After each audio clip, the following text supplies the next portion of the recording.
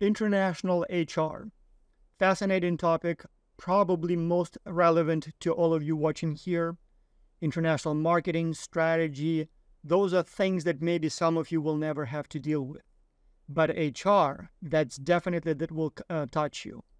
HR includes recruitment and selection. And so even if you will not be hiring other people, you will be applying for jobs, and you better know how these things work.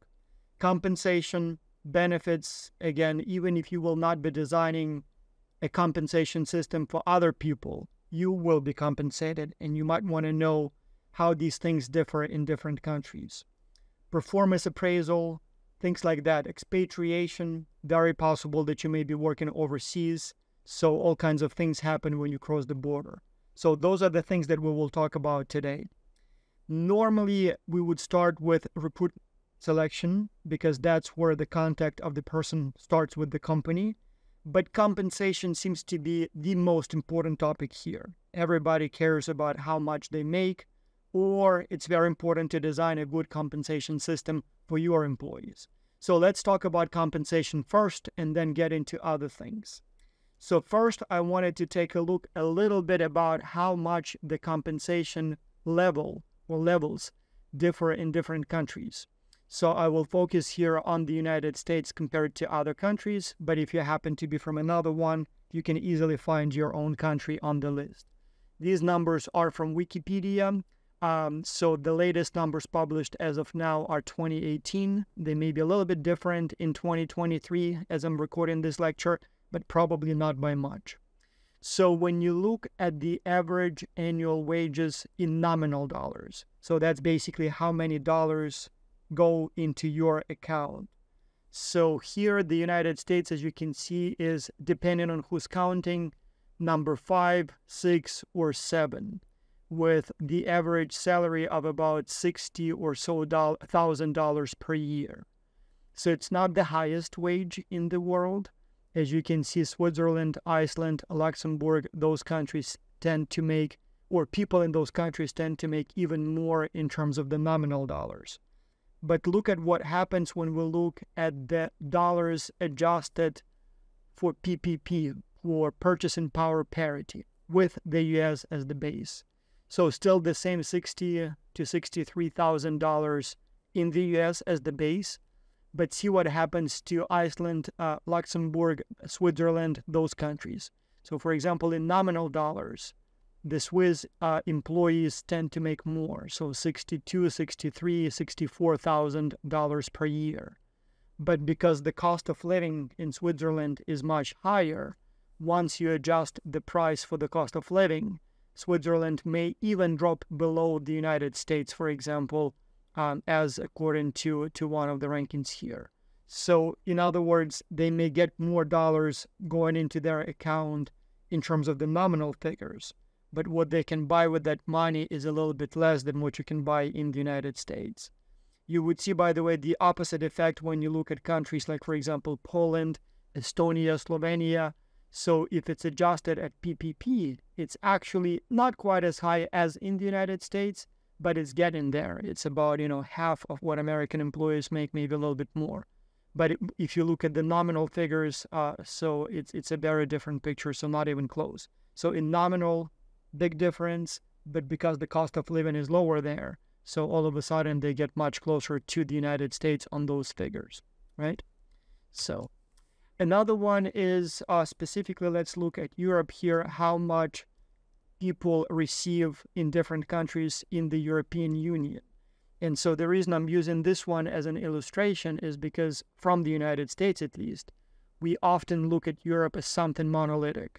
How much do they make in Europe? Well, the truth is that it really depends on which country you look at. You look at, for example, Iceland, and so these are monthly salaries, so not per year, per month. We'll get to that in a minute. So for some reason in the United States, the pay is always expressed as pre-tax annual pay. So how much you get per year before tax. In Europe, usually they talk about post-tax monthly, or in some countries, pre-tax monthly. And so it's very different in terms of what's the base. But in any way, looking at the specific figures, you can see that the difference can be literally 10 to 1. So you look at countries like, for example, Sweden, Norway, Iceland, and we're talking about 3,000 euros and up. You look at some Southern Europe countries, so like Portugal, like Spain, like even Italy, Greece, and it's about 1,000 euros. And then you go to some of these smaller, newer countries like Macedonia, Croatia, Ukraine, and you see salaries in the range of 300 to 400, maybe 500. So the difference could literally be 10 to 1, even though it's sort of similar countries on the same continent. Big difference here, right? Now, here is another interesting bit of information. So these are the wages of factory workers. And so they are provided here as a percentage compared to what Americans receive. So if we take the US as the base, then what percentage of that would be available in other countries? And so when you look at some interesting countries here, like for example, Canada, so Canadian factory workers make about 1% more than American, not a huge difference. But then Germany, about 40% more. And then Norway, about 66% more. Sweden, Switzerland, about 30 or 29% more per hour. So, or whatever you term you use, weekly, monthly, per hour. So the point here is that while in the United States, the overall income level is relatively high, when you look specifically at factory workers, about whom we tend to care a lot lately. So people keep talking about how American jobs flee overseas and things like that. Well, so here the American workers are getting much more than people in some countries, like Italy or Hungary or, things like that, but at the same time making much less than people from some other countries. So the Czech Republic, for example, workers make only 26% of what American workers make in nominal dollars, right? So interesting comparison here. So then let's take a look at a question that is likely to appear on the exam. And so just to give you an example of what to expect, can you answer it? Do the wages of factory workers in the US compared to the wages of factory workers in other countries? For example, A, the US has the highest factory worker wages in the world. Obviously not right. In some countries, factory workers make 40 to 60% more than their American counterparts. This one is correct. So there are some countries where where workers make much more in factories or factory jobs than in the United States. All right.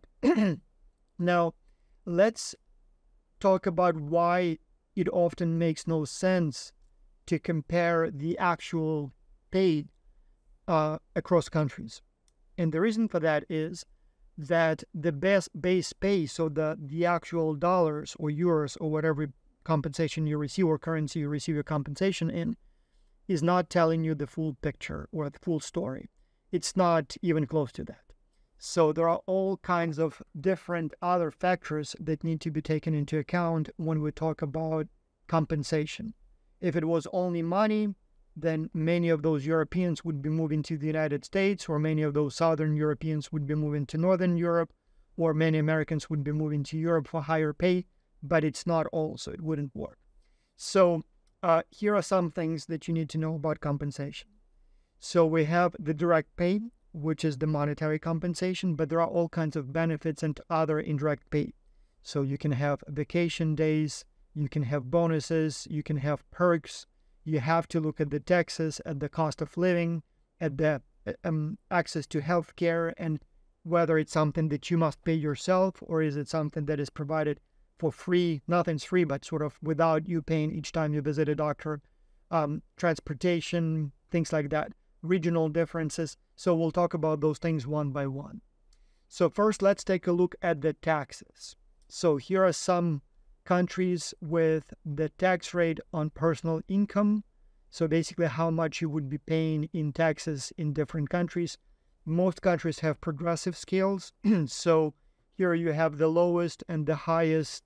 And so the difference here between the sort of low tier versus high tier or bracket of tax rate. So in the United States, as you can see, it's actually not bad.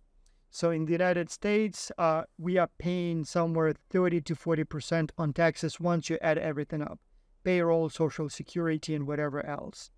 In some other countries, it actually may be much, much higher. Like, for example, look at Germany. So it literally could be like 60% in taxes. So you look at some other countries, it can be 57. So it's a substantial tax. Belgium, like 70% once you add everything in terms of, what's workers have to pay. But then there are some countries where it's relatively low, like, for example, South Korea, only 17% or to 20%, depending on which tax bracket you're in. You look at, for example, New Zealand, again, 21 to 38%. So big difference. And so obviously those people from the United States, colleagues, friends who went to work in Europe often were quite shocked to know that, let's say, they were promised 100,000 euros. But when the time comes to receive the pay, you get only like 40,000. I mean, huge difference. You didn't expect that.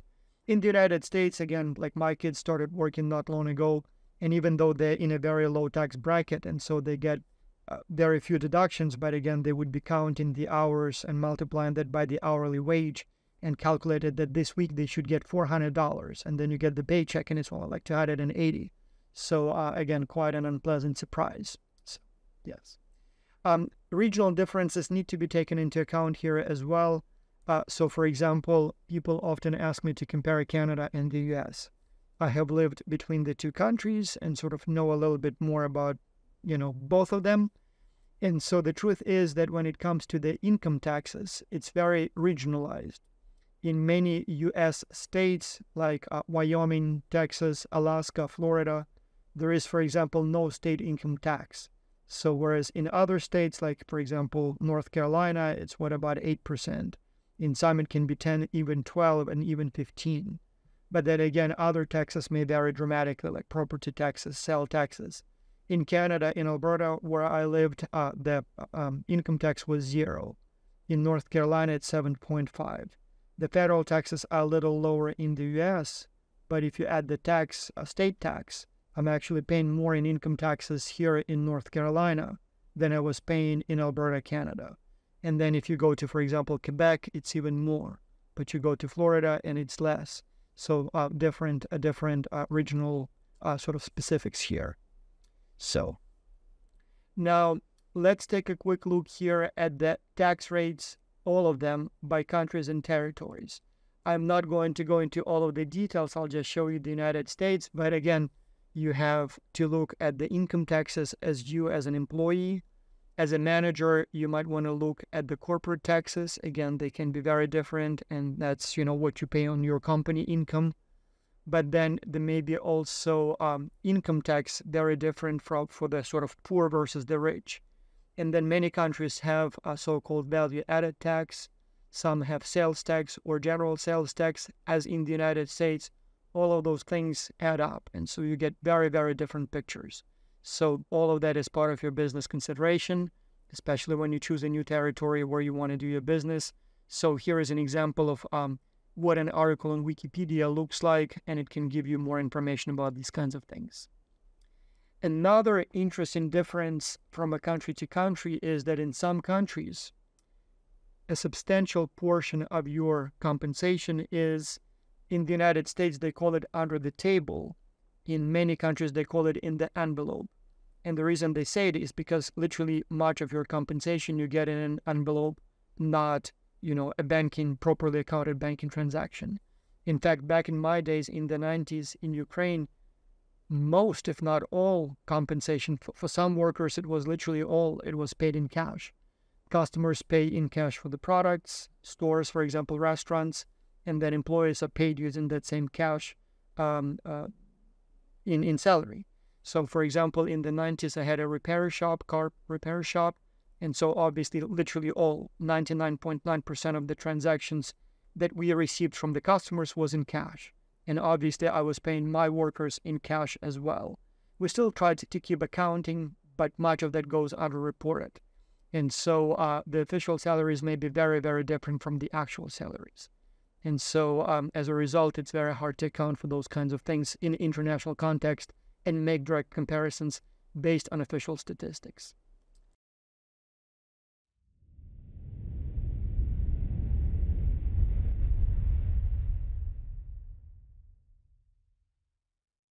Another very important, critically important, and very under sort of considered issue is retirement. So especially for my undergraduate students who are still young, who are still 40 years away from their retirement, they don't think about those things. I'm now in my 40s, so for me it's becoming more and more of an issue. And looking back, I'm thinking maybe I should have been contributing more to my state employee pension plan. So we don't have the 401k as most people have. We have a similar, essentially the same thing, but just for education and state employees. But in any case, the pensions are very different in different countries. So, for example, in most countries, especially in Europe, usually the pension retirement will be paid out of the state budget. So basically similar to Social Security in the United States. So you work, then you retire, and then your retirement monthly payment is calculated based on how much you were making. And so that can change also year by year. For example, in Ukraine, it was a big story, or one of the sort of hottest debates is how much is your retirement under different governments. And so there is always this comparison. So when this guy was in power, my retirement was this much, and then the new person came in and my retirement has changed to this or that. And then they would say, okay, well, let's see how much is the retirement in Russia versus Poland versus Ukraine. In the United States, you never hear those stories or those discussions because most of the retirement payments come from sort of private funds. So there is still what we call here a Social Security payments, basically a retirement payment. And it's also calculated based on how long you worked and how much you made, but it's relatively small. For many people, it's 1,000 something to a couple thousand, maybe to a 3,000 something. So not a huge portion. So for most people, the way it works in the United States is that you have a private retirement fund and you contribute to that fund something every month. So the money is literally taken from your paycheck and your employer pays into that fund. And so you can choose how much you contribute. And you cannot choose more than a certain amount or less than a certain amount. So you have to contribute something, but you cannot contribute too much. And then it just goes into your account. And so you can always log into that account and see how much you have in your account. So I can see how much exactly I have in my account. So I can go into my account and choose how to invest. If I'm more conservative, I can put it in safer, like for example, government bonds. If I still have a lot of time before retirement and I want to be more risky, I can invest it in stocks. I can see that money, but I cannot really take it. So there are some exceptions when you can take that money early, such as if you have an emergency, a health related problems or something like that, you can withdraw some of that money, and usually it comes with penalties. And so the entire amount is available to you after the age of 62.5 years in the United States, or depends on the account, it may be a slightly different number, but let's say 60 something. And then if you take the money, start taking that money early, there may be some penalty. In fact, if you start taking it too early, you may lose like half of that. But the money is there, it's yours. If you die, it still stays in the account and goes to your family. In Ukraine, for example, or in most European countries, you don't have those plans. You may set it up privately, so some banks and some investment institutions offer it now, but most of the time you don't really do it privately. So you just work, and then when you retire, they usually take the average of your last 5 years compensation, and then the retirement would be, let's say, half of what you were making on average in your 5 last years of work. By the way, what many people then do to inflate their pension is they try to work more in the last 5 years and sometimes even have sort of fictitious jobs where they apply for a job and they give all their salary to the owner of the company. So this way the corrupt owner of the company sort of gets extra money for doing nothing. But for the person who is participating in the scheme, on paper, you're making more. And so when you retire, your government retirement plan or amount of money you get from the government gets that much bigger because on paper you were making more. I've seen many, many people who do that, obviously not very sustainable, not honest, but happens all the time. So now let's take a look at other things, like for example, other forms of compensation related to monetary compensation, or sort of monetary, and how it's taxed in different countries. And so here I'm talking about things like, for example, stock options, capital gains, and things like that. So if you read some books written by American CEOs, like for example, the first time I've heard about that was in the book called by Lee Iacocca, so who was the CEO of Chrysler, and before that of Ford. And so in his book, he bragged that he set his salary at the level of $1 per year. And to many people, that may sound like, oh, that's such a great guy. He makes so little money, he works for free. So to my knowledge, now many other CEOs do the same. Like I think, for example, Elon Musk at some point was not making any money in terms of the dollar values, but they would pay themselves in stock or some other securities. And so here, if you own a certain portion of the company's stock, so basically shares, you would be receiving dividends. You can sell that stock for money, and often it does add up to millions and millions of dollars. So even though you don't have a salary, you can still get millions of dollars from the company. Likewise, there is something called capital gains. So you would sort of own part of the company, and so you may be getting some shares on some schedule, but because it's not compensation, not a salary, it's capital gains. It's basically your investment profits. They would be taxed at a different rate. In the United States, it's usually 15%, which is about half or even 1/3 of what you would be paying on your salary. And so what many influential or top executives do, they pay themselves in stocks or other form of capital gain. So this way, your tax will be only 15% as opposed to what you would be paying if you paid yourself millions in the form of salary. And so I remember there was a huge, not scandal, but it was an issue when during the presidential campaign when Mitt Romney was running for president in 2016. So he was running against Obama. And so he was a successful executive at Bain's consulting company. And so much of his income was in the form of these sort of non-salary income. And so many tried to spin it in the way that he was cheating on taxes. He was not. It's perfectly legal. In fact, the reason he was making most of his money in the form of capital gains is because, it's cheaper that way. But in any case, many people saw that as something that would be held against him. And then obviously, again, in many cases, like for example, rich people, yes, you may still have a salary, but you've earned some sort of wealth over time, and that money sits as a deposit in your bank or maybe invested in stocks. And so here, obviously, the money makes money, so to speak, right? And so your salary may be only a small portion of your actual income. And so as a result, you can sort of use these legal accounting tricks to minimize your taxes, to defer your taxes.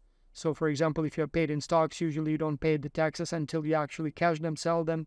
So it allows you to sort of keep that money in your account until you decide to withdraw it. And only then you pay the taxes. And all this time, the money or the investment has been accruing interests.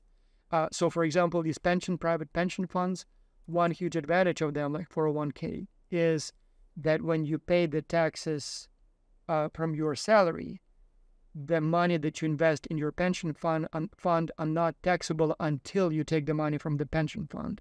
So for 15 years, for example, at my university here, I've been putting part of my salary into my pension fund, but I have not been paying taxes on that because I haven't touched that money yet.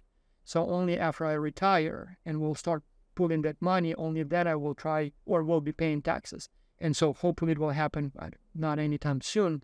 And so by that time, the money will have been accruing interests for 40 or maybe 50 or 60 years, whatever time I will retire, hopefully, as I said, much later. And so this way, it also multiplies your wealth that way.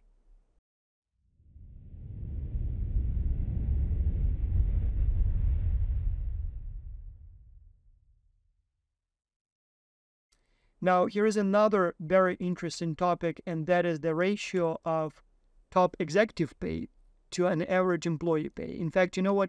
Let me ask you before you look at the numbers, what you think should be the ratio of pay of the company executive, top manager, to the pay of an average or medium company employee. I mean, clearly the company CEO should make more than an average, not the lowest paid, the average employee. But how much more? They work more? Yeah, they probably work more than 8 hours a day. So let's say they work 10 hours a day, or maybe 15 hours a day, maybe some of them. Does it mean they have to make 2 times as much? Well, the work they do is more important, maybe 3 times as much, 4 times as much. So I would ask my students, what do they think should be the proper ratio? Most people say maybe 10 to 1, maybe 15 to 1. The truth is that it's much, much, much, much larger than that. In fact, in many cases, it's not even tied to performance. In many cases, these are predetermined amounts, and they can be staggeringly large if people, for example, a CEO is underperforming and needs to be laid off. In that case, often they get what we call a golden parachute, sometimes tens of millions of dollars. The company goes bankrupt, but much of the money the company had in its accounts goes to the CEO in the form of tens of millions of dollars of severance packages. But anyway, so first let's take a look here at some of the biggest or company with the largest ratios of the top executive pay to the average employee. So for example, J.C. Penney, Abercrombie & Finch, so Starbucks Corporation, Ralph Lauren, Nike, we are talking about a ratio of about 1,000 to 2,000 to 1. So if an average employee makes, let's say, 50,000, the CEO makes 1,000 times more, even sometimes up to close to 2,000 more. So 50 million, 40 million, so huge amounts of money. CEO of Oracle, Lawrence Ellison, makes close to $100 million a year, or at least that's how much he made in 2012. By now, he probably makes much more. But so the ratio is a little bit lower because the employees on average make more there. But as you can see here, we have huge, huge ratios, and many people find that unfair, outrageous. But then again, others believe, well, it's a private business, or it's a company that has freedom of doing business. And so if they decided that those CEOs are worth that much, why not? I mean, they seem to be successful companies, and maybe in part due to that CEO. But anyway, the point here is that these ratios are very different in different countries. So for example, in Japan, an average top executive makes only about 10 times as much as an average employee. So only about 10 times. Germany, not much more, 12 to 1. France, 15 to 1. Canada, 20 to 1. You cross the border into the United States, and across all Fortune 500 companies, it's close to 500 to 1. So why Canada is so different from the United States? No idea. The only country that sort of gets close to the United States is Venezuela and Mexico. And even there, it's like 10 times better than it is in the United States. So in any case, the point here is that I'm not saying that one way is better than the other. American companies seem to do well, and if that's what gets them the necessary level of performance, that's fine. But the point is that these things are very different from one country to another. And so you might want to know that.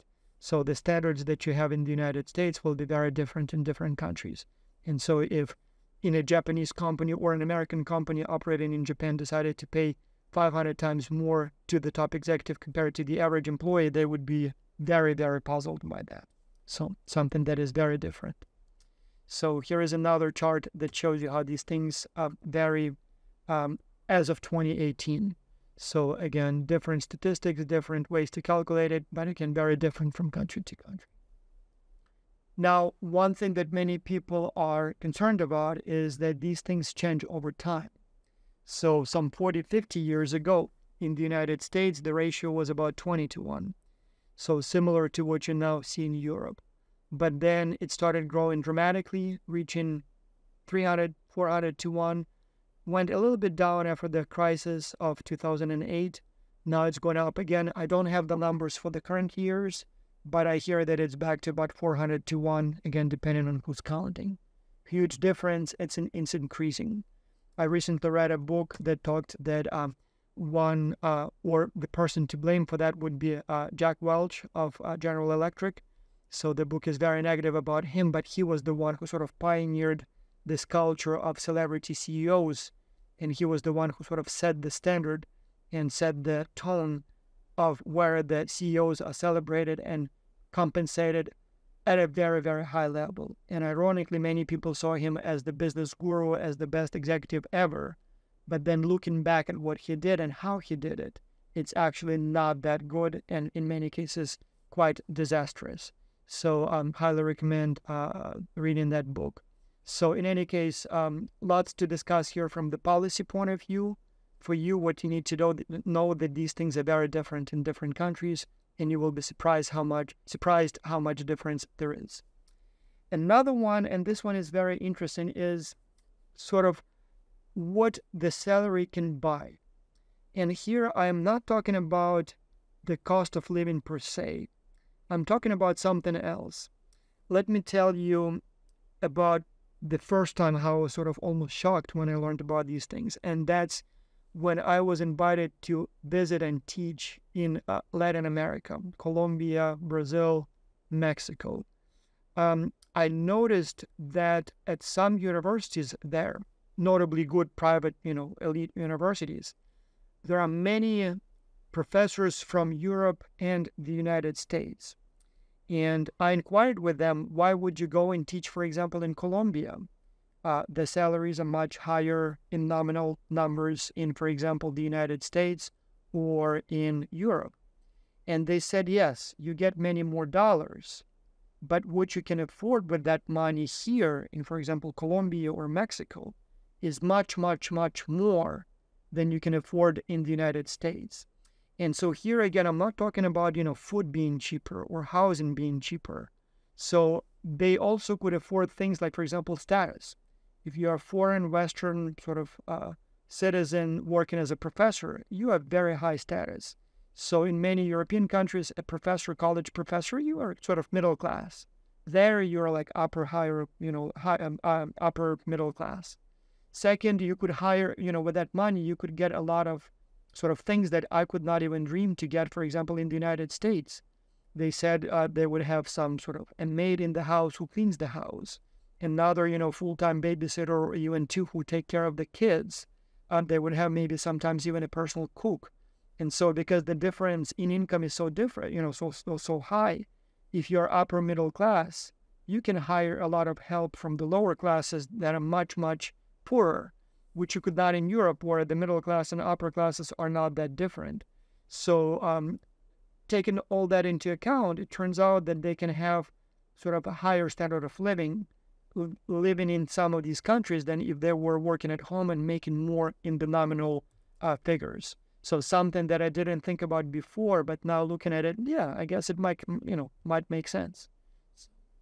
Another one, this one is a minor thing, but just something that you need to be aware of. As I said, the way your income is expressed is different in different countries. So here in the United States, when people ask me how much I make, or when people ask each other how much they make, they always say, so quote, the total amount of dollars per year before tax, right? And so this is not a very informative figure because first, the tax level may be different in different states. The cost of living may be different in different states. And why is it per year? What if you work only a few months? And so, and nobody gives you a check for that amount. So it comes to you usually in 12 separate checks per, one per month, or 9 checks, for example. Professors in the United States may be the only country in the world where we are paid on a 9-month schedule. So technically, we are not employed in the summer and are not paid in the summer. And so we get our pay in 9 checks over the fall and spring. But you can choose to be paid over 12 months, sort of basically separate that money by month in 12 chunks so that you don't have that surprise in the summer when you don't get any pay. So, but yeah, these are kind of strange ways to express it. I kind of like or find the European approach, and it also works in most other countries where they quote how much you make per month, and in many of them after tax. So they basically talk about the amount that you see on your paycheck or deposited in your account at the end of the month. So people don't really care what the tax is. Who cares how much is your income tax when you don't see it? So basically, if I get 1,000, whatever the local currency is, that's my salary. If it was really 2,000 and the government took half of it, who cares? I never think about it as I make 2,000 because I never see the other 1,000. It goes directly into the taxes, right? So here is a difference like that. So it's important to remember that when you discuss how much you make. And then hourly wage, again, in most countries, like for example, Europe, you don't hear much about hourly wage. I guess in some jobs you might, but it's not as common. In the United States, again, it's a more like a wage, hourly wage, and annual salary. So in other countries, it's usually just simply monthly pay. Also in the United States, often people would be paid on a bi-weekly schedule. And so again, I don't think that's very common. I haven't seen it much in other countries. Usually there it's end of the month pay, not every 2 weeks. And so that's again also strange because every 2 weeks, that's not exactly per month because it's then not tied to the month, it's tied to the week. And some months have 30 days, 31 days, so a little bit more than 4 weeks. Same thing with bonuses. Again, in the United States, bonuses are not common and often they're not on a sort of mandated schedule. I mean, some companies would have like a quarterly bonus based on your sales, maybe annual bonus, but it's, again, very much depends on the company and usually you don't have it. Like, for example, as a professor, I don't get any bonuses.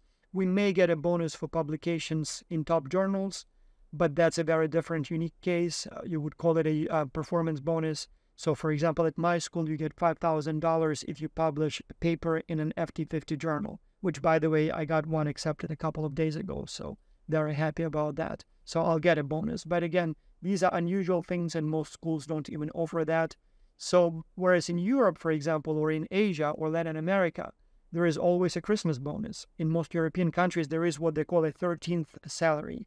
So it's like a guaranteed one extra month of pay before Christmas, usually equivalent to your regular monthly salary, but sometimes could be a different one depending on how it's calculated. And so in some countries, it's even legally required. So in the United States, it's definitely not something.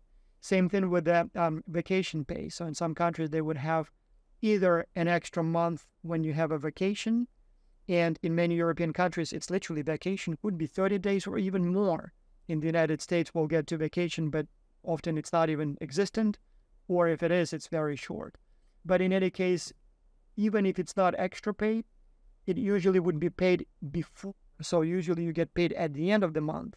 But in the month when you have a holiday or vacation, like your summer break or whatever it is, you would be paid in advance so that you can presumably use that money and spend it on vacation. Tricky stuff, by the way, because you have that incentive to spend more as you're vacationing, and then you may find yourself spending a little too much, right?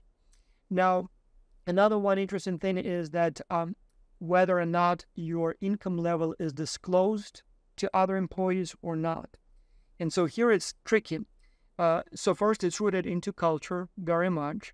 So for example, in the United States, it's not common to talk about salaries. So it's not disclosed. Nobody tells me how much my colleagues make sort of openly. It would be considered rude and impolite to ask how much others make. Whereas in some countries, it's very common. So, for example, in Ukraine, you go there and everybody asks you, so how much do they pay you? Like, it's often the first question. Although, interestingly, lately, it's become the opposite. So, at some point, they realized that in the Western world, people don't ask how much one makes. And so they became so conscious about this that now nobody asks. They want to, but they don't. So, but in any case, in some cultures like Asia, Latin America, it's a very common open question and people know always how much they make. So when you get your salary at the end of the month, now I guess it's primarily deposited in the accounts, but in my time it was paid literally cash. You come to the accounting office and they just pay you and everybody, so how much did you get? Oh, I got a little bit more or less. So everybody knows how much everybody makes. But ironically, in the United States, even though nobody talks about it, but in many cases, those figures are available. So, for example, if you are a state employee, including professor, but also a mayor of the city, or public employee, I should say, a mayor of the city, or the governor, or even a janitor who cleans, the governor's office, if they are on the payroll of the state. So all of those figures would be available publicly. You just go online and you type, for example, North Carolina state employee salaries. And you can literally find, you can search by name, you can you can look up my salary. You can find it precisely. I guess it will be the base salary as per contract. And I'm not sure if they adjusted to the actual pay based on the last year. So it may not include, like, for example, in the United States, as I said, professors work on a 9-month schedule. And then in the summer, you're not paid. But if you choose to teach, or if you're asked to teach, you would be paid extra. So your base salary would be, let's say, $100,000, but you teach in the summer and you can get another 10% or even 20% of your salary, depending on how, what the arrangements are. If you want to know, you can go on Google, and usually it would be at the state level. So you need to go to the province in Canada or state in the United States. Just Google, state employee salary, and then you find whatever employee you want to look up. You can sort them by income. You can sort them by name, and you can then see who makes how much. And so there you'll see all your police, all your teachers in many cases, all your government employees, and all the way up to the janitor. What's interesting, very interesting, is that, again, talking about sort of levels of pay and who makes most in state employees. If I asked you, who is the highest paid person in most American states, something like 35 American states out of 50, there is one specific position, one specific profession that results in that person being the highest paid person in the state. Whom do you think that would be? Who do you think that would be? Now, many people think that it would be the governor of the state, and that's not even close. So in many states, it would actually be the coach of the football or basketball team of the state university. So, for example, in North Carolina, in Alabama, in Texas, so the main campus of the university, like North Carolina here, I guess it would be basketball, or in Texas or Alabama, it would be the football coach. So they would often be paid in millions, whereas the governor of the state will get only like $400,000 or $500,000. Then often the second best paid person would be the dean of the business school of the main university. And again, the dean of the business school often makes more than the governor, and as much or even more than the president of the university, or at least, the numbers are, very large in those numbers. And only then you would see those, top officials who would be there. So it's a kind of interesting situation, which would be unthought of in, for example, Europe, like a coach. But the reason is, the football teams, it's essentially like enterprise within enterprise with multi-million budgets. And so the coaches there sort of are treated as almost like private special deal. And so anyway, something that many Europeans, when they learn about that, they find it very interesting. So, but in any case, you can look up all those salaries and put in the salaries of those coaches, whereas in Europe, you don't have that. So usually, I think there are ways now, maybe databases where you can maybe look up some salary information, but usually not as fine-grained and so conveniently available as it is in the United States. So openly, nobody talks about it, but as long as it's a state company, state organization unit, you can look it up. Private companies, not so much, but again, there are all kinds of services and websites now that actually give you that information, and so you can look by the company and they'll give you an estimate of how much the employees make there. Pretty accurate too, so they literally do surveys, and so you get very, very detailed information, and so they would give you by industry, so you can get that information pretty accurately. So another interesting thing that is different in different countries is the ratio of benefits to the direct pay. And so here, if I ask you, how does the United States compare to the rest of the world? Many people would think that in the United States, benefits are very small and the direct pay is very large. The truth is the opposite. It's the opposite. So in the United States, often benefits will be as much as the salary, so 50-50, or sometimes even 60-40. Whereas in Europe, for example, in the socialist countries, the direct pay, that's pretty much it. And the reasons for that are that most of the benefits there is provided by the state, not by the employer. So, for example, healthcare is extremely expensive in the United States. Much of my deductions are basically health insurance. So, and so my employer, my university, pays fully for my health insurance and half for my family health insurance. And so the total amount would be probably around $10,000 per year. So My family plan, we pay about $800 per month to have the insurance. And so that's half of my family's and full of my own being paid by the employer. So the total amount then becomes about $3,000. So my portion is paid, half of the family paid. So my remaining portion is about $800. And so that's a benefit that my employer provides. There may be some other benefits. We'll talk about them in a few minutes, what they are, what they constitute. Whereas in Europe, much of that comes through the state.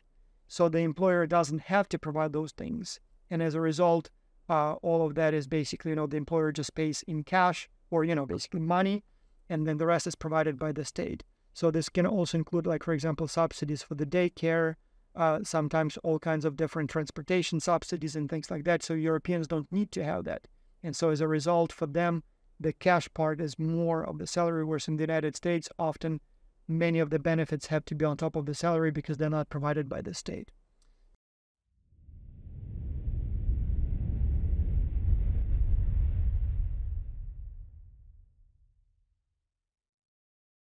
Now, what benefits are state mandated in different countries? So in the United States, very, very few benefits are actually required by the state. So those include, and again, they differ by state. 50 states may have different rules. And then also by company, sometimes adjustments are different. But generally in the United States, employees receive or are, because they're state mandated or on the company's sort of volition.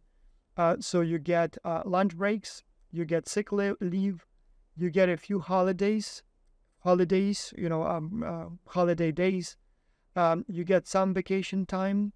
So by holidays, I mean state holidays, and vacation, that's when you get a break, essentially. And then health insurance is not required most of the time, but there are some special arrangements and provisions based on the Obamacare Act. So there are some requirements depending on the company. And then maternity leave, some is required, and you'll see how little actually that is. So, and then in the United States, most employers usually on top voluntarily add health insurance, less and less now, but still most do. Flexible spending accounts. So for those who don't know what it is, you can put some of your income in a special account for healthcare. So basically for medical expenses, for daycare, like for your children's, daycare, and for care, elderly care, basically for care of your, parents. And so the benefit of that account is that the money goes there pre-tax. So you decide how much you will put there, and there is a maximum, but you can choose from $1 to something like $2,000 a month. And so you put that money into that account, and you will not pay taxes on that amount. So we usually put about $500 per month into the flexible healthcare spending account, basically medical expenses. Not per month, per year. Because we know that even though we are young and healthy, we'll probably have some medical expenses. And so if I put that money into the account, flexible healthcare spending account, I will not have to pay taxes on that amount. So I save about 30% on that amount. So if you put $1,000, you save about $300 per year on it. The trick there is that if you don't spend it, it expires. And so we did have a few years when we thought we would have this much in medical expenses. Let's say, for example, we thought that we would have $2,000 in medical expenses. Maybe we planned to do some dental work, maybe some other surgeries, and then we didn't do it. And then the end of the year, you still have $1,000 in the account, but you cannot do anything with it. It just expires. And so it's a strange system. It's like a lottery. You have to guess in advance how much you will spend. And so with daycare, that's predictable. If you have a child, that daycare is like $1,000 a month. So it would be $12,000 per year. So that's clear. And then obviously there is a limit. You wouldn't be able to put that much anyway. So no brainer. You just put as much as you can. But healthcare, how do you know? And so this is a little tricky. But anyway, retirement plans, as we said, so usually it's sponsored by the employer, and many of them would match your spending, your contributions. So for example, at our university, I think it's $1.50 for every dollar I put into my retirement plan. So I put as much as I can, as much as legally allowed, because every dollar I take from my salary and put in that account my employer adds another $1.50. And so some even do $2, most do like $1 extra, some do 50 cents, but there is some matching. And then, as I said, you don't really pay taxes on it until you take that money. So retirement, put as much as you can from day one, as long as you can. Some offer transportation. So if the work is sort of off-site, transportation will be provided. Many offer cell phones, smartphones, again, if you need it for work. Relocation, like for high-end jobs, like white-collar jobs. For example, when I received my job at the UNCG here, I was given $5,000 for relocation. I could spend that money on air tickets. I could spend it on moving my stuff. I think now it's probably more. I don't know what it is now, but usually it's a few $1,000s. It's not much. It's not enough to move everything, but it does cover some of your moving expenses. In many cases, there will be like a company gym, and there will be some sort of employee discounts, but those are the common things that you can expect. Not all of them, all companies provide, but some of them, those tend to be, common. As I said, in Europe, many of these things are provided by the state, so you don't need to receive that from the company. So the expense in the United States that is sort of important, big, could be huge, gigantic, is healthcare. So as I said, when I came to North Carolina about 15 years ago, my medical insurance was $230 or $40. So at that time, again, the employer paid for my fully and for my family's half of the pay, but it was not that high. Now it's 800 and something. I don't remember the exact number, but it's, multiply that by 12. So I pay basically $10,000 a year just to have the insurance. And then you pay another 90, I believe now, dollars if you go and see a physician. You pay for drugs if you have to buy them, again, percentage, but it can add up. You get some tests, x-rays, so it all adds up. And then, by the way, 800, that's just for the basic insurance. You pay extra for the dental, which I believe is about $300 a month now for me, plus or minus. Vision, which is like $40 a month. My wife needs eyeglasses, so we pay for that. If you want to add some life insurance, cancer, all those, it all adds up. So it can easily be 1,000 plus total for a family, even when your employer pays for it. And then, as I said, you go and see a doctor, you pay extra. You need extra tests, you pay extra. You have this, what they call in-network, out-of-network. For example, my dentist, very mad at it. At some point, my dentist dropped out of my network. And so when they're in my network, the price is X. But if the dentist is out of network, then it's much more. And so the dentist didn't tell me, and I didn't know that. And I was overpaying for years because I didn't realize that the dentist was not in the network and I was paying more. I was kind of surprised why it's all of a sudden so much, but I thought, well, prices go up. So you have to pay attention to these things. In Europe, for example, you never care about these kinds of things. Usually it's completely free. In Canada, it's completely free. Dental may cost you something, but nothing like in the United States. But in the United States, it can be very much if something really bad happens. So, for example, my son some years ago was doing gymnastics and fell on a trampoline and broke both of his arms. And so the insurance covers everything above certain point. So basically, there is a maximum that you pay out of pocket, and then they cover everything. But that maximum at that time was something like $11,000 a year. And so you end up paying a lot of money out of pocket. And then in my case, we needed surgeries over several years because there were some complications. And so you max out. It does add up. It does add up. There was also a time that the insurance companies had the right to drop you. Like if you get some bad diagnosis and it's expected that your medical bills will be very high, the insurance companies could really refuse to give you the medical insurance. They say you're too expensive. We don't give it to you. Go find another one. And another company may not even take you because you have what they call pre-existing condition. So if you, God forbid, happen to get, like, let's say, cancer, and you didn't have cancer coverage, then you may not even be able to get new coverage so that you get treatment, because only if you had coverage for years and then you get diagnosed, you get sort of the continuation of the coverage. But if you got diagnosed before you got the insurance, many times you wouldn't be even able to get the insurance. Now I believe the rules require that the companies must take you, even if you have the pre-existing condition, but again, the cost may be very high. So in Europe, in Canada, these are, basically state plans are covering most of the things, and you don't need a private insurance. or you may get a private insurance for some extra things like special treatment, private rooms in the hospital, and things like that. So it does add up to a lot. And so in the United States, these things can cost you $5,000 to $20,000 a year, even when you have the insurance through the employer. And so it can be counted as tax. And so in Canada, taxes are higher, but medical is free. And so when you take medical as a tax, all of a sudden in the United States, the taxes are higher. Same thing talking about Europe. So let's go back. Why not all Europeans come to the United States where salaries are higher? Well, yes, they have higher taxes, they have lower salaries, but they get a lot of things for free, such as medical, education is free. So for example, in the United States, my son went to college last year, and so he got into some American schools, private schools out of state, private and public.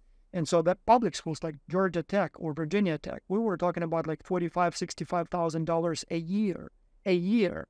And to get that money, I first have to earn it and pay taxes on it. So the real cost would be more like $90,000, because that's how much I need to make in order to, after I pay taxes, to pay the $65,000 bill at Georgia Tech. Huge amounts. In Canada, so my kids have Canadian citizenship. They were born in Canada, so they qualify for the domestic tuition. So my son went to University of Toronto, so where it's something like $50-something thousand, I think, Canadian. So, but luckily in-state is something like $5,000 American, so much cheaper. But then again, we still have to pay for the dormitories, for food, so it does add up to about $25,000 a year for us. In Europe, it's free. So pretty much all European countries, or most European countries, education is free, higher education. So the difference between $50,000, $60,000 in the U.S. versus free in Europe, you have 2-3 kids. That's a huge difference. So you might as well pay taxes there, through your career, but then save $500,000 on your kids' education when the time comes. So those things all matter. I remember I was in Germany, must have been in the 10s, and like 2008 or maybe 2011. And so I was on campus of one of the universities, and the students were striking. And I'm asking, so what are they protesting against? And they said tuition rise. And I asked, so how much did it go up? And they said about 50%. I'm like, whoa, 50%. If in the United States the tuition went up 50%, it would be a revolution. And so I asked, so how much is it now? They said, well, it was 250 euros, and now it's like 400 euros or 300 euros. I'm like, wait a second, what, per credit hour, per course? And they said, per year. I'm like, oh, come on, man. Like, per year went up to like $400 or euros per year. That's nothing. I mean, by American standards, that's like nothing really. So, or very cheap.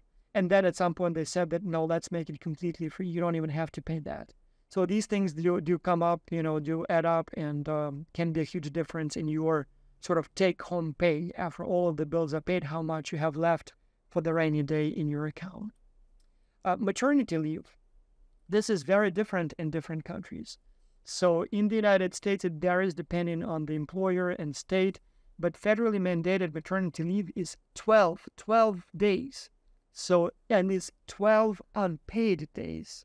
So as a woman, you have a baby, and you get 12 days at home unpaid by law.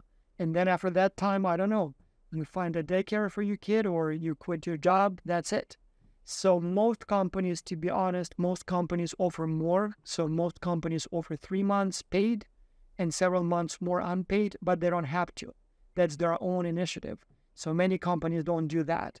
In Europe, it tends to be much longer. In fact, the extreme case was Ukraine, or is still Ukraine, where it's 3 years paid by the state. So they pay, I think, something like 80% of your regular salary. So they will pay it to you for 3 years. And then they give you 2 additional years unpaid. So basically 5 years you can stay home with 3 years paid, and 5 years your job is, whenever you're ready, you come home, they must take you. They cannot lay you off during this time, which is kind of strange. I mean, you would think that this is great. You would think that this is good for the economy, and it's not, or for women for that matter, for families, and often it's not. It actually sometimes has the opposite effect.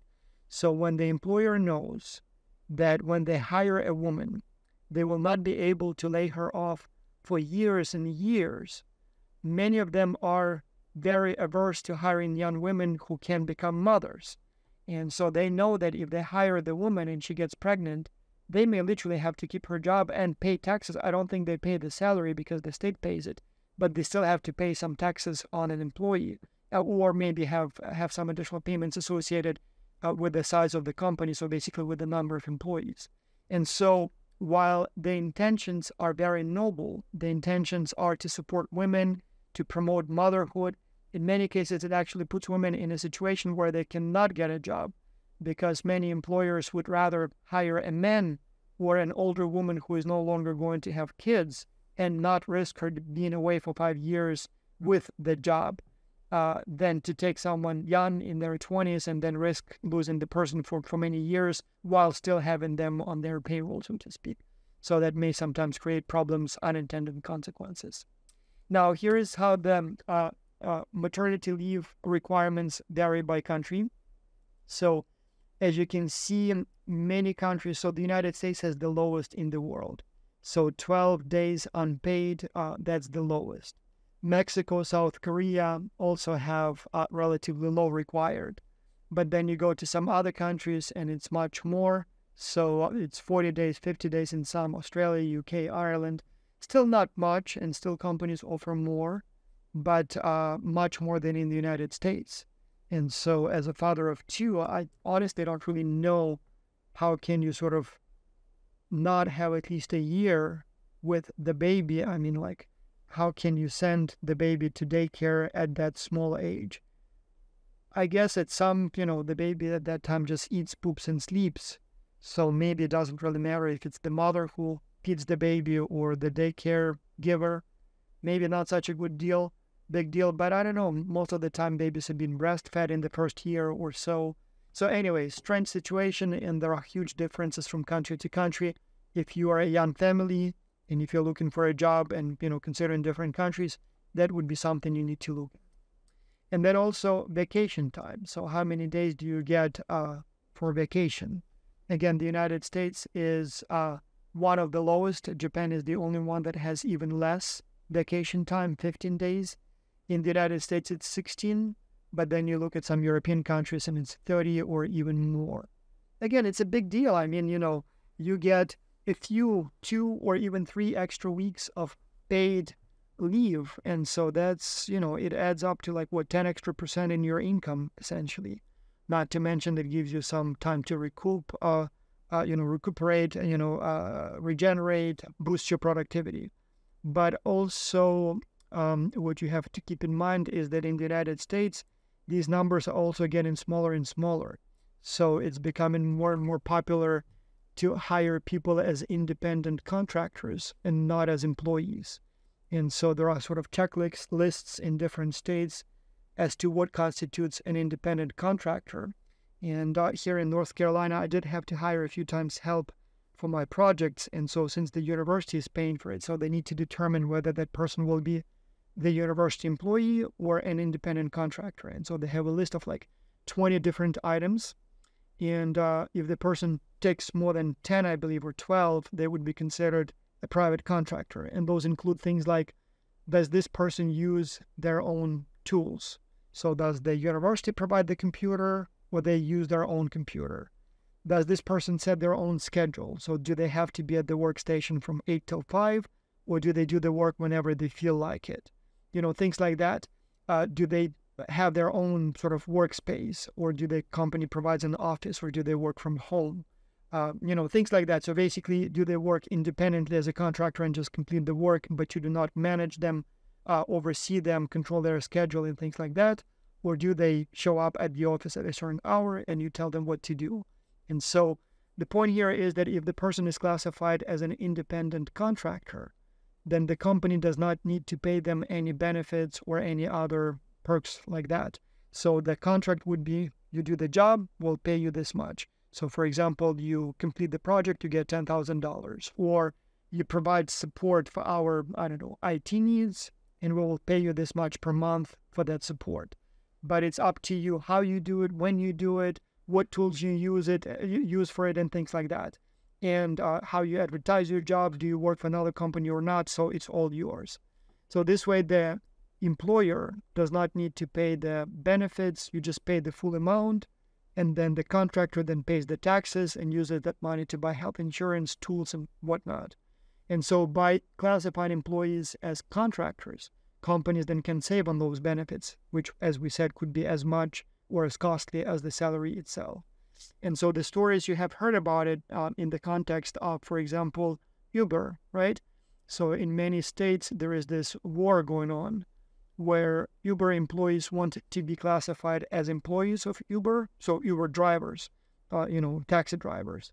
And so in which case there would be a legally mandated vacation days, there would be some overtime pay, there would be healthcare coverage and things like that. But Uber, the company, doesn't want that. So they want them to be independent contractors. You buy your own car, you set your own schedule. We don't tell you when to do the job. So we advertise for you. You don't have to advertise. We don't care if you have 5 jobs.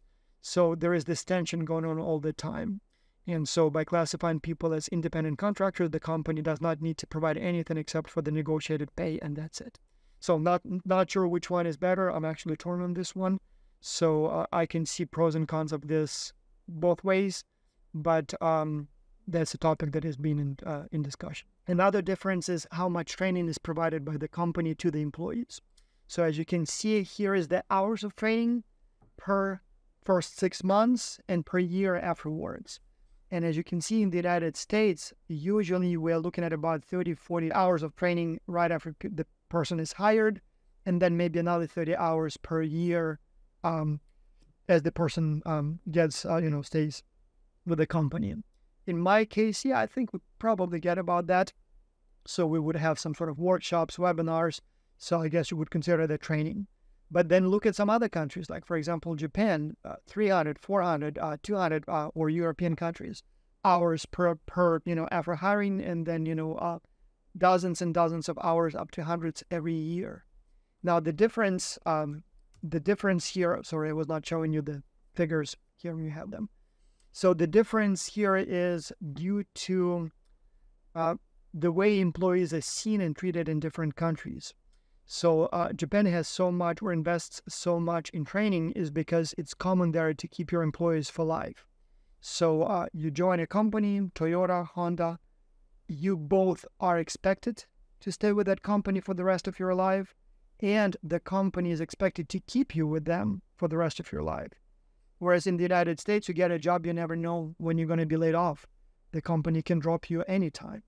And at the same time, you are free to move somewhere else. In fact, when you do move somewhere else, your coworkers often will celebrate with you, will congratulate you. It's not seen as something, as an act of betrayal. Whereas in Japan, if you switch companies, many will see that as an act of betrayal. And so very different sort of approach here. And as a result, in Germany, in Japan, in these countries, they have an incentive to invest in you, to train you, because they will have you for decades. And so the better trained you are, the better your productivity, the more the company gets out of you. In the United States, where people change jobs on average every, like a year and a half, 2 years, there is no point in investing in the employees. So because you will leave soon, take that knowledge and work for another company.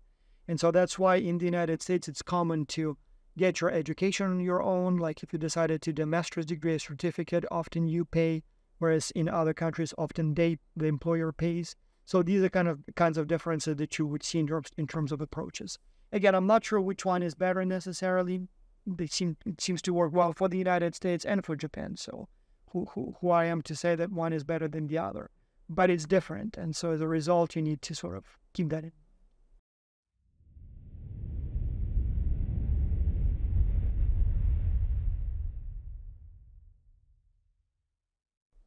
Now, let's talk a little bit about expatriation. So either when you are moving from one country to another with the same company, or if you have to move someone from one country to another with the same company. So for you as an employee, you are young people, I assume, and you will have many opportunities to sign up for an overseas assignment.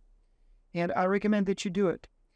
It's a cultural enrichment, it's professional enrichment, new responsibilities, development opportunities, tends to be pretty good for your career. And often you would be paid more if you go overseas. Plus, when the company sends you overseas, they will usually pay for your transportation, housing, because they send you there, health insurance, often education for your kids because they send you, so they must provide for all of those unexpected expenses. But at the same time, it does come at a cost to the company and to you. And so we'll talk about those things.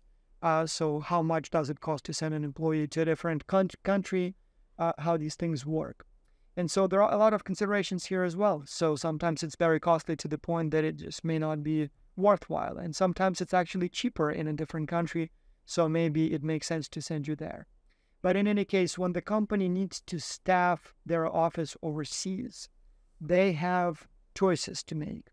So they can hire locals in that other country. So let's say you work for an American company and this company is opening an office overseas, right?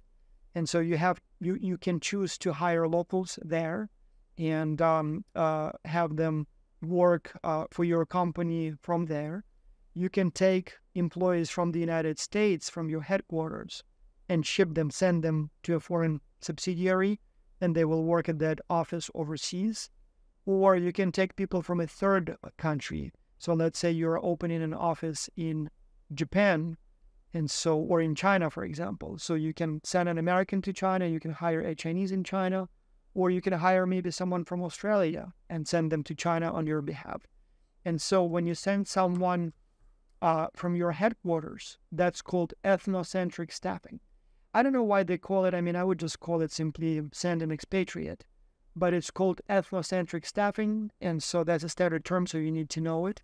And so obviously here you have many advantages and disadvantages. So the advantage is that you send a person whom you know, right? The person knows the company, and you send someone you can trust, someone who knows how to run the company, knows the company culture and everything. So definitely a good thing. So locally qualified people may not be available. Who know about the company, who know about the business.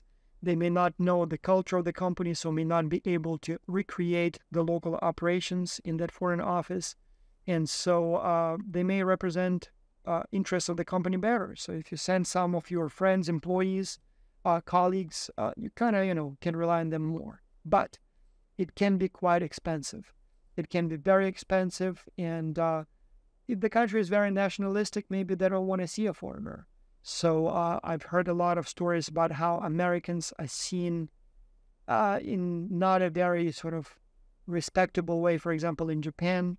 Or let's say, for example, if a Chinese company sent an expatriate from China to the United States, maybe some people would have some problems with that.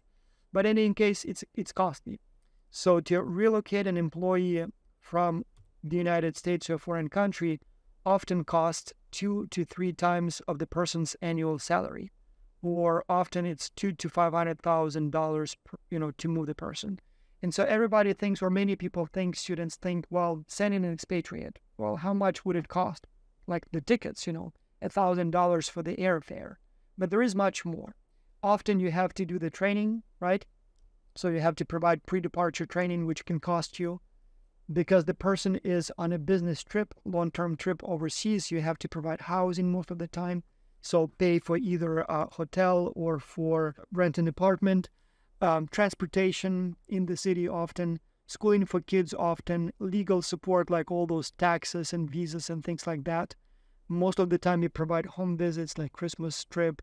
If you go to a dangerous country, you have to pay for the bodyguards and things like that, and that can add up to quite a lot. And, all of these costs, they do add up. So it still may be worthwhile, and many companies still send, especially if you need to send someone, with special skills that locally is not available. I guess you have to pay this money, but it can be very costly, and you have to keep that in mind. And so why would you want to send an expatriate? Well, as we said, fill the position, local talent is not available. Control, so you trust your coworker, and so you want to have either direct control, so someone who will command on your behalf, or maybe controlled by example, someone who knows how things are done and will show example, or sort of be the local set of, like a spy, a set of eyes on the local location there so that you know it. Staff development, networking, so your people might want to need to learn about that business that country where you will be doing business. network, get some local connections to oil your business, and sometimes status. In some countries, people, sort of treat with respect co-workers from or representatives of the company from developed countries. And so let's say, for example, if it's an American company in, let's say, Ukraine, American employees will send that image of, prestige associated with the United States, or if it were Switzerland or whatever other countries with a lot of cachet. So definitely Boston. So now polycentric staffing. So that's where you hire someone from your host country. So if you open an office in China, for example, you hire someone from China. And so the advantages here are obvious. So they have better knowledge of the local market. So what does an American know about running business in China? I mean, maybe some do know something, but many don't. They don't know the local culture. They don't know the local sort of traditions, laws, but also don't have the local connections. And so you might want to have a local there in that position. But also it's cheaper. You don't need to pay for the relocation. If the company prefers sort of patriotically local companies, buy domestic, buy local, you don't want to send the reminder that you are a foreign company. So these things, yeah. And then easier to replace. In many cases, if you need to lay off a local employee, you just tell them your services are no longer needed. If you send an expatriate, especially for a year or two, people may sell their house, move kids to a new school, all kinds of arrangements that they may need to make in their life. And you cannot just then change your mind 2 weeks later and say, oh, sorry, you're no longer needed. So you're more responsible, so it becomes a little bit harder to keep those people employed. And then, so also disadvantages. So locals may not be as dedicated to you. So they may not know the company culture, but they may not know you personally. And so as a result, you may have less control over them. You may have some company prestige problems and things like that. So all of these need to be taken into account. Now, again, locals tend to be also cheaper in terms of the salaries, especially if you go to sort of a less developed country. You often can get top talent, extremely talented, hardworking people for like 20, 30, maybe even more % less. And so that might be a reason to hire local if you can afford it in terms of the skill set and other. Then finally, geocentric staffing. So that's where you hire people from third countries. So let's say from Australia to work in China for an American company. And so here you have some strange advantages and disadvantages. So one, best talent. Maybe the best person for the job is not American or not Chinese, but Australian or British or Singaporean. So you may get the best person for the job. You don't need to limit yourself to 2 countries. Often save on relocation costs. So let's say you do send someone to China.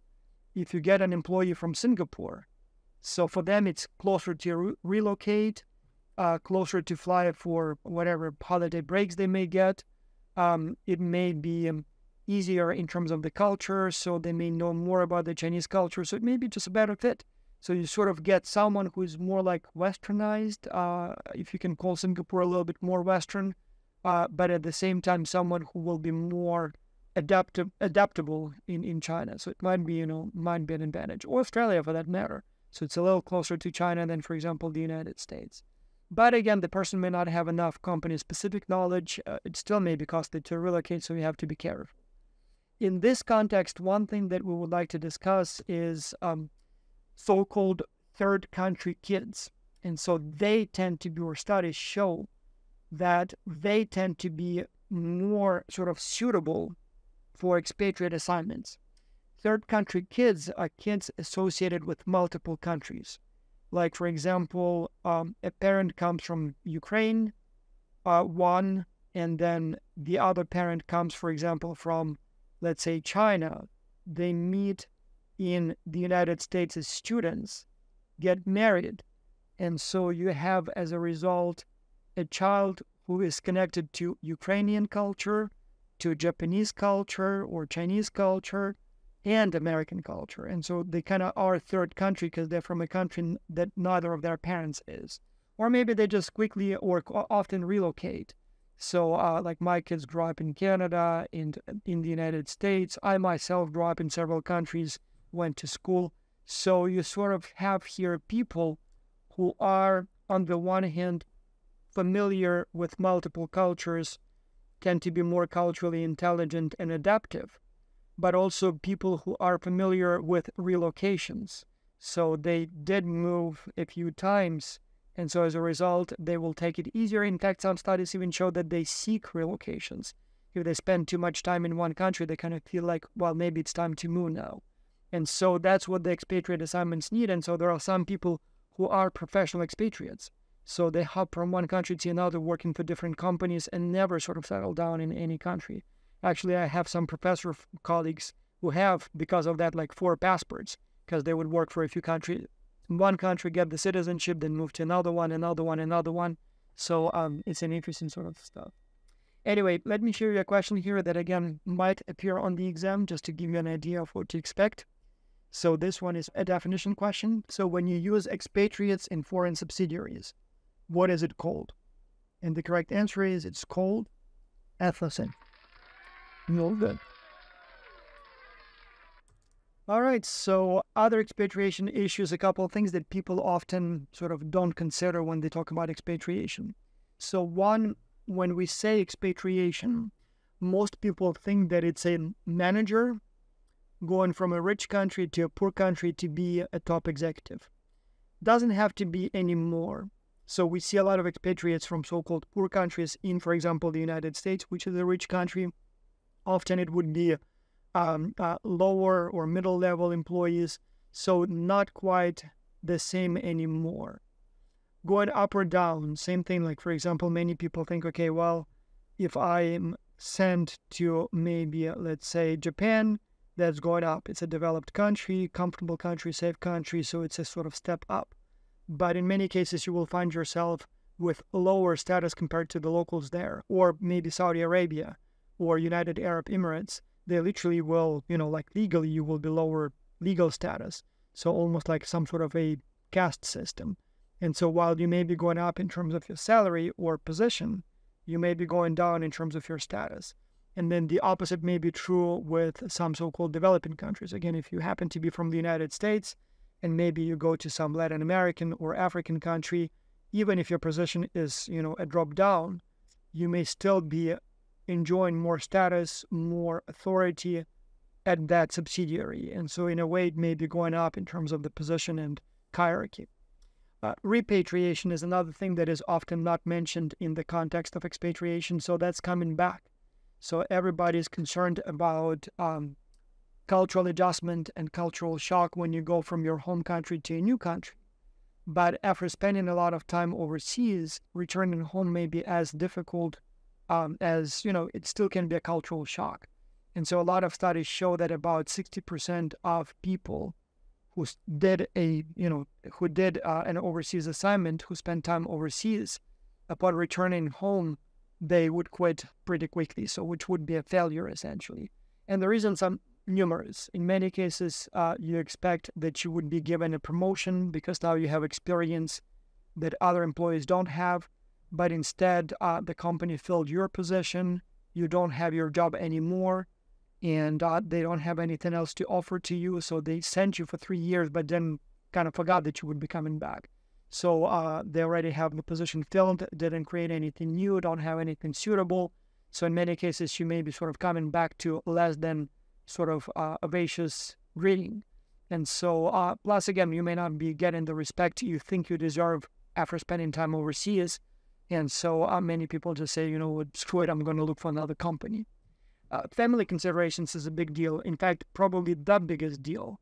I did spend some time in Germany. I remember when I was already engaged with my wife now. And so it was not a very good time in a way that we had a very different sort of wavelength, I guess you can say. So I, at that time, with Volkswagen, very busy, very sort of demanding environment, new culture, new language. Being an intern, I was an intern at that time. You're sort of the lowest in the rank. And so it's a lot of work. And I had to wake up. For some reason, they start very early. I think it was something like 7 a.m. So I would have to wake up at 6, or I think it may have been even 6 a.m. the start of the work. So I would need to wake up even earlier. But it was like an ungodly early. And then I worked the whole day, very stressful, come home exhausted. all I want to do is just basically, eat and sleep. And so my wife has been waiting for me the whole day because as a expatriate's wife, she was not working at that time, so she's bored. She seeks some company, she wants to do something. And so when I want to rest, she wants to do something. And then when she wants to do something, I'm at work. And it does create some tension. In many cases, the immigration regulations are such that spouses are not allowed to work, as it is the case in the United States. So if you come here on H-1B visa or some other visitor visa, your family members sometimes may be allowed to go to school, but not allowed to work. And so they would be basically bored at home. And so here you have a choice of, for example, when we came from Canada to the United States as Canadian citizens, I was an employee at the university, but my wife was not allowed to work. So she went to school and was a student, which was kind of sort of the plan anyway, so it wasn't a big deal. But at the same time, we could have two salaries in Canada, and we could have only one salary in the United States. For many, that could be an issue. Schools, again, for some countries, schools may be free, but maybe only in the local language. And if you're there for a year or so, and your kids will be going to college soon and maybe going to college back in the United States, you want them to learn math and whatever else in English, right? And so they may not be fluent enough in the local language, so that creates all kinds of tensions. And you may need to look for a private school, English-speaking school, which is not always available. So all kinds of tensions and problems here related to family that are much bigger than just simply how much you are paid. So many people don't realize that. In any case, often when we talk about expatriates, they go through this sort of S-shaped adjustment period. So people come to a new country, and first they are in this honeymoon, as we call it. Everything is new and fun and exotic, and people are euphoric and happy. But then a few weeks later or a few months later, they realize, well, life is actually tough here. You have to pay taxes, you have to get a local driver's license, school for kids is impossible to find, transportation is not what you expect. And so people often get into this culture shock and disillusionment phase. So where they, have a difficult time adjusting, they realize that it's much harder than just simply being a tourist. And all of a sudden, they feel down and they feel upset, and sometimes they want to go home. But then over time, you go through the adjustment phase, and then eventually you go through the integration phase where you learn how things go, and you feel much better and then more adept. There is this joke that I tell. I hope it's not politically incorrect, but the joke goes like this: a man dies and goes to paradise, and paradise is fine. The angels are reading books for the deceased, so basically, food for soul, and classic music is playing everywhere, so kind of nice and fine. But then after a while in paradise, the man sort of has a vacation and decides to buy tickets and go and check out the hell. And so he goes to the hell, and actually it's not bad at all. So there's like a rave party going on, and everybody's drinking and having a good time. And he's like thinking, well, actually, you know what? The hell is not that bad. So the guy goes back to the paradise, and then applies for the immigration visa, and basically says, God, can I emigrate to the hell? And God looks at his application and says, okay, well, approved. And so the guy gets, the green card, the visa, immigrant visa, and so packs his suitcases and goes from the paradise to hell. And once he crosses the border in hell, the devil puts him on a frying pan and starts frying the guy. And the guy says, what's going on here? I was here just a few weeks ago for a few days and it was so fun, and now all of a sudden I'm on a frying pan. And the devil says, do not confuse tourism with immigration. And that's so true. You go to Paris, you go to Rome as a tourist, nice, got a good time. Try living there permanently, or Tokyo. So all of a sudden, all kinds of interesting things will surface, and it may not be as rosy, as easy as you thought. So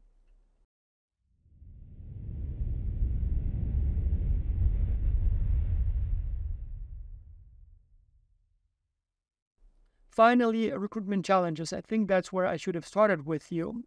Should have started the lecture, but we'll finish here. So challenges of hiring employees overseas. So let's say you as a manager, you need to set up an office overseas, and you need to hire some employees.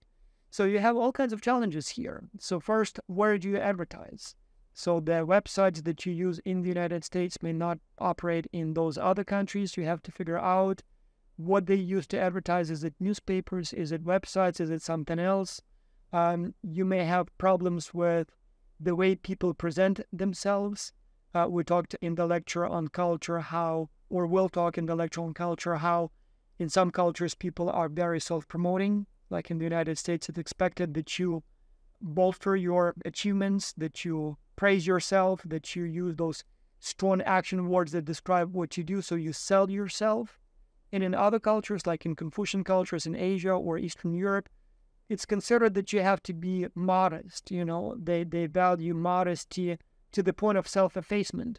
So it's considered very rude to self-promote, to talk about your achievements. And so people may be much more modest, which can create misinterpretations of the person's talents, ambitions, initiative in different cultures. So the American style may be seen as rude and obnoxious for managers from Asia, and the other way around.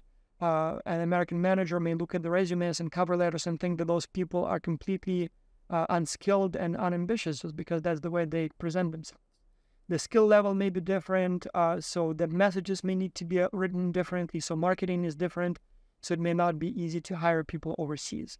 Here are some examples of a few examples related to recruitment that you might find interesting. So for example, I would show this text to my students and ask if they think this would be a good job ad. And it reads, "This is no picnic. Work in the most harsh and unimaginable conditions. Temperatures will range from 70 to 90 degrees.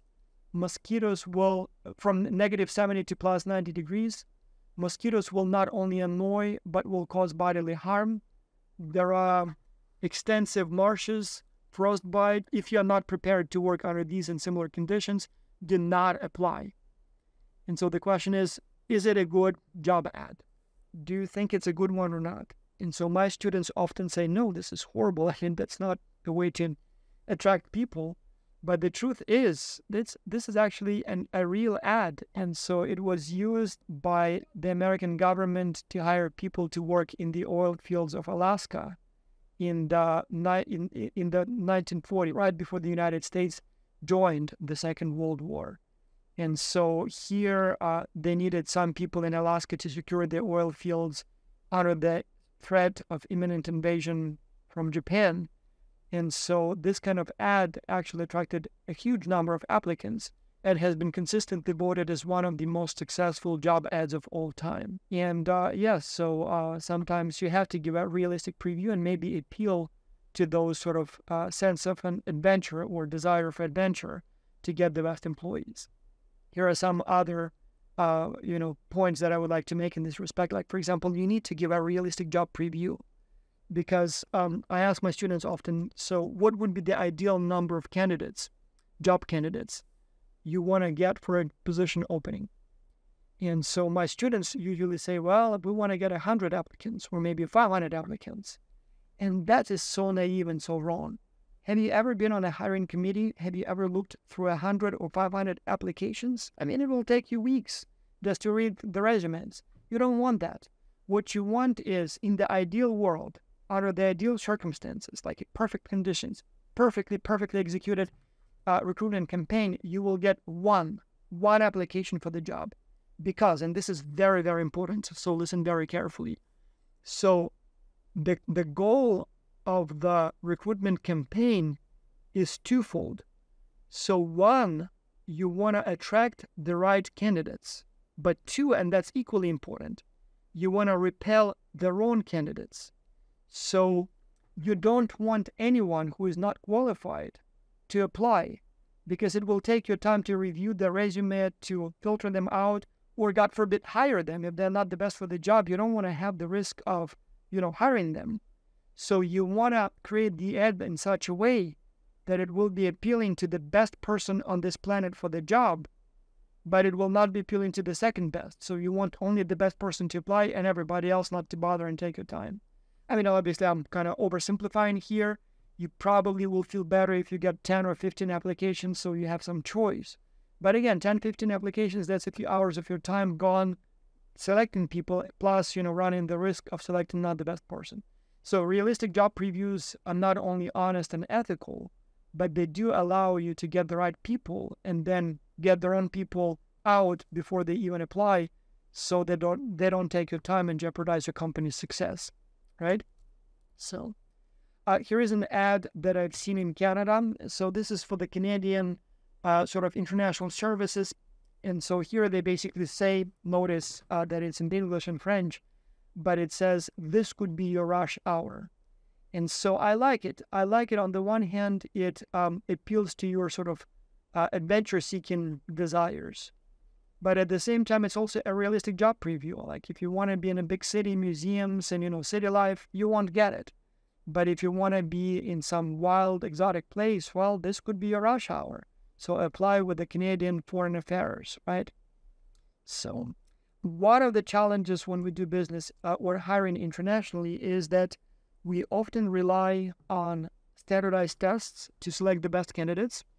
And we use multiple choice questions to keep it simple and easy to process. But research shows that people from different cultures respond differently to multiple choice tests. For example, if you do a personality test or a cultural intelligence test or something like that, so in many cases, people will respond to those questions differently depending on their response style, as we call it. For example, studies show that people from Asian cultures tend to choose middle points. So when they agree with a statement, they will put, for example, 4 out of 5. When they disagree with a statement, they will put, for example, 2 out of 5. Whereas Americans, for example, or Western cultures tend to be more maximalists. So they tend to choose extreme points. So when they agree, they choose 5. When they disagree, they choose 1. And so you start comparing those numbers, and you may think that they have different personality or different aptitude or whatever the test is measuring. But at the same time, it may be not a difference in the actual aptitude, personality, interests, ambitions, but simply the difference in how people respond to standardized tests. And so that's something that needs to be taken into account. It's often not, not accounted for.